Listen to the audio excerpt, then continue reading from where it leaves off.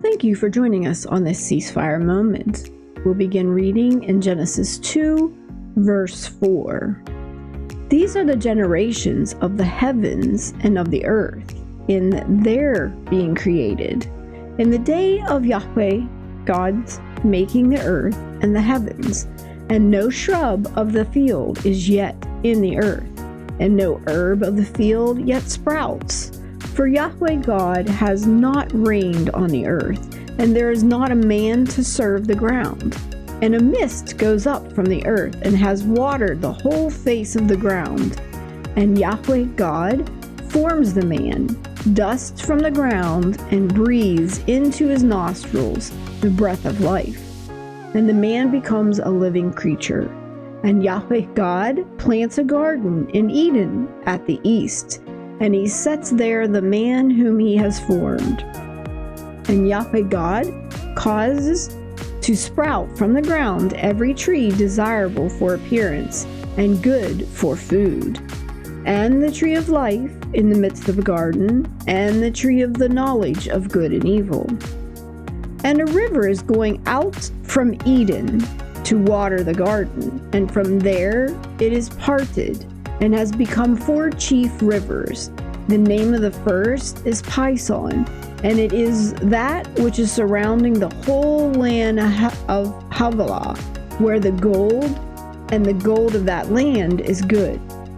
The bdellium and the shoham stone are there, and the name of the second river is Gihon. It is that which is surrounding the whole land of Cush.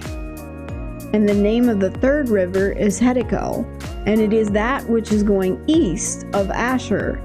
And the fourth river is the Euphrates. And Yahweh God takes the man and causes him to rest in the Garden of Eden, to serve it and to keep it. And Yahweh God lays a charge on the man, saying, From every tree of the garden eating you eat. From the tree of the knowledge of good and evil you do not eat from it. For in the day of your eating from it, dying you die. And Yahweh God says, It is not good for the man to be alone. I will make him a helper as his counterpart. And Yahweh God forms from the ground every beast of the field and every bird of the heaven, and he brings them to the man to see what he would call it. And whatever the man calls a living creature, that is its name. And the man calls names to all the livestock, and to the birds of the heavens, and to every beast of the field. But for man a helper has not been found as his counterpart. And Yahweh God causes a deep sleep to fall on the man, and he sleeps. And he takes one of his ribs, and closes up flesh in its stead. And Yahweh God builds up the rib which he has taken out of the man into a woman, and brings her to the man. And the man says, This at last, bone of my bone, and flesh of my flesh. For this is called woman, for this has been taken from man. Therefore a man leaves his father and his mother, and has cleaved to his wife, and they have become one flesh.